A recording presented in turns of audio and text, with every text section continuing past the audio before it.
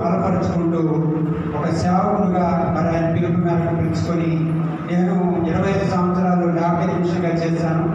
ఆ lab technician వృత్తిని కూడా విడిచిపెట్టి సంపూర్ణమైనటువంటి పరిచయాలకు రావడానికి దేవుడు సహాయం చేశాడు. దేవుని స్తోత్రం. మేము మా కుటుంబంలో 4 అన్నదమ్ములు, 4 ఎవరికి రక్షణ లేదు. మా ఒక్కడికి నాకు, మా ఆధ్వర్యంలో కూడా వాళ్ళ 3 అక్క చెల్లెళ్ళు, ఆమెకి మా ఇద్దరమే ఒకే రోజు రక్షణ పొందాం. దేవుని మహాకృపను బట్టి ఇద్దరు కూడా ఇప్పుడు దేవుని సేవలో వాడబడుతున్నాం. ఈరోజు ఇక్కడ నిలబడడానికి కూడా దేవుడు సహాయం చేశాడు. ఎందుకంటే నిజంగా చెప్పాలంటే మన గుడ్ ఫ్రైడేలో సాయంత్రం నేను చనిపోవాల్సిన ఒక యాక్సిడెంట్, ఆ యాక్సిడెంట్ నుంచి కూడా దేవుడు నన్ను తప్పించాడు. ఎందుకంటే దేవుని ప్రణాళిక ఉంది కనుక మీ మధ్యకి రావడానికి. ఇక్కడ చూసినప్పుడు పురాతన మార్గముల గురించి విచారించి మేలు కలుగు మార్గం ఏదో అడిగి అందులో నడుచుకోండి అంటున్నాడు. ఎందుకంటే దేవుడు ఆయన మనకి తెలుసు ఏదైనా తోటలో మరి సిద్ధపరిచి వారికి ఒక మార్గాన్ని సిద్ధపరిచినప్పుడు వారు ఆ మార్గాన్ని విడిచిపెట్టి బయటకు వచ్చారు అనే విషయాలు మనం చూస్తాం. ఆదికాండం 6వ అధ్యాయము 12వ వచనం చూసినప్పుడు తమ మార్గాలని కూడా అది చెరుపు వేసుకున్నారని చూస్తాం. అంటే వాళ్ళు దేవుడు ఏర్పాటు చేసినటువంటి ఆ మార్గాన్ని అందరూ కూడా చెరుపు వేసుకున్నారు. దేవుని యొక్క ఉగ్రతకు పాలైనటువంటి పరిస్థితులు అక్కడ కనిపిస్తాయి. తర్వాత వాళ్ళు చాలా ప్రయత్నాలు చేశారు, కానీ నాలాగా అనేక రకమైనటువంటి విగ్రహాలను చేసి దీని ద్వారా నేను విడిపించబడతానేమో, దీని ద్వారా నాకు నెమ్మది కలుగుతుందేమో, దీని ద్వారా నాకు శాంతి కలుగుతుందేమో అని చాలా ప్రయత్నాలు చేశారు, కానీ దానివల్ల వారికి విడుదల కలగలేదు.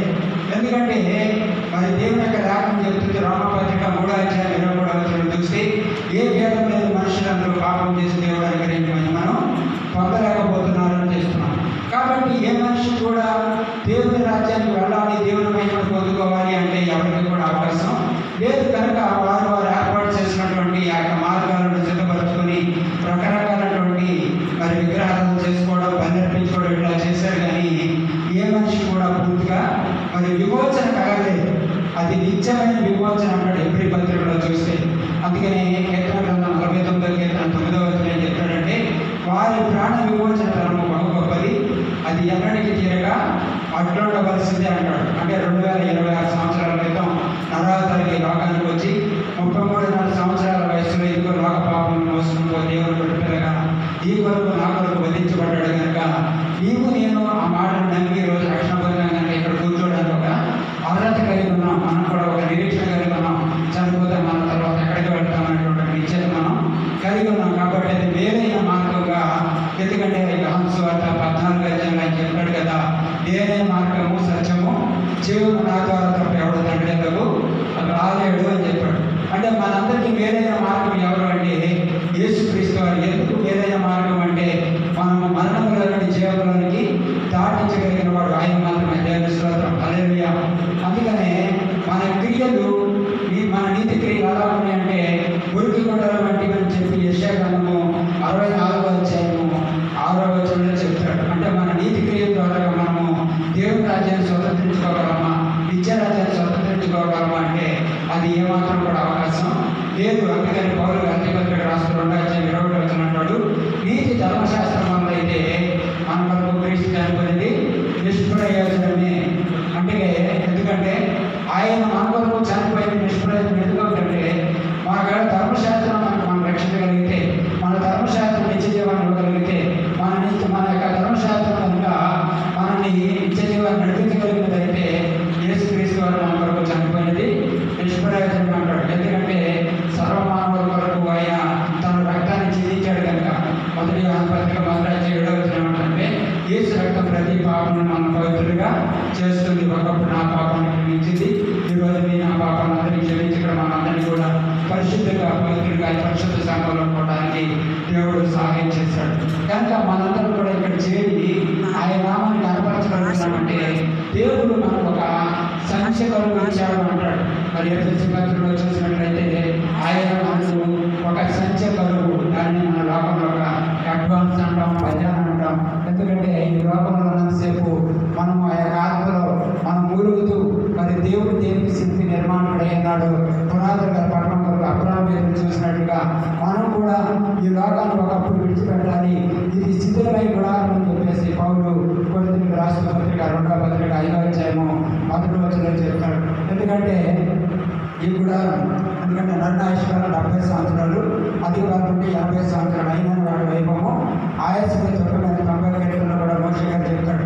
అంటే ఇప్పుడు మన జీవితం చూసుకున్నట్లయితే 70-80 సంవత్సరాలు గడుస్తాయి అన్నటువంటి గ్యారంటీ లేదు. ఎందుకంటే లోకంలోకి బయటకి వెళ్తే మన ఇంటికి వస్తామనే గ్యారంటీ లేదు. ఒకవేళ ఇంట్లో ఉన్నప్పటికీ కూడా ఒకవేళ మళ్ళా రేపొద్దున వేస్తామని నిశ్చేత లేని దినాల్లో మనం ఉన్నాం కనుక దేవుని మహాకృపను బట్టి ఈ గుడారంలో ఉన్నంతసేపు మనం మూలుగుతూ ఉండాలని పౌలు కొరింథీ పత్రిక చూస్తే 2వ పత్రిక 5వ అధ్యాయం అక్కడ ఒక మాట మనకి చూడగలుగుతారు. 2వ పత్రిక 5వ అధ్యాయం అని మనం చూసినప్పుడు అక్కడ ఒక మాట చూస్తాము.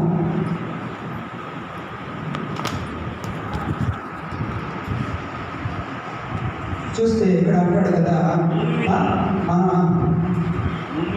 భూమి మీద మన గుడారమైన ఈ నివాసము శిథిలమైపోయినను చేతి పని కాక దేవుని చేత కట్టబడినట్లు నిత్యమైన దేవుని నివాసం పరలోకమందు మనకున్నదని ఎరుగుదము.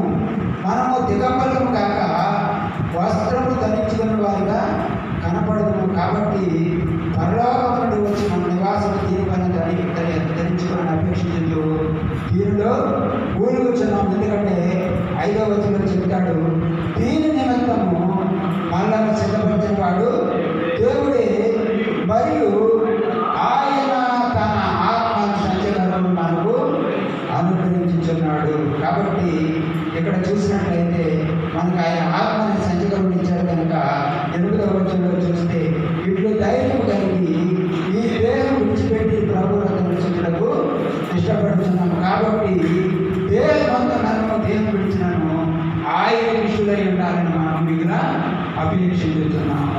మనందరం కూడా ఈ లోకంలో మనసేపు కూడా ఒకవేళ ఇక్కడ ప్రాణంతో ఉన్న విడిచిపెట్టినప్పటికీ కూడా మన తర్వాత నిశ్చయం ఏంటంటే మన ఇక్కడ ప్రాణాన్ని విడిచిపెట్టే దేవునితో ఉండాలని ఒక అపేక్ష కలిగి, ఒక కోరిక కలిగి, ఒక గురి కలిగి మనం ప్రయాణం చేయాలని పౌలు గారు మనకి హెచ్చరిక చేస్తున్నాడు. కాబట్టి ఇర్మియా ప్రవక్త అంటున్నాడు, వేరు వేరు మార్గం మీద అడిగి నన్ను మీరు నడుచుకున్నప్పుడు మీకు నెమ్మది కలుగుతుంది అంటాడు. ఎందుకంటే లోకంలో అనేక మార్గాలు ఉన్నాయి, కానీ ఆ మార్గాల్లో నెమ్మది లేదు, శాంతి లేదు, సమాధానం లేదు.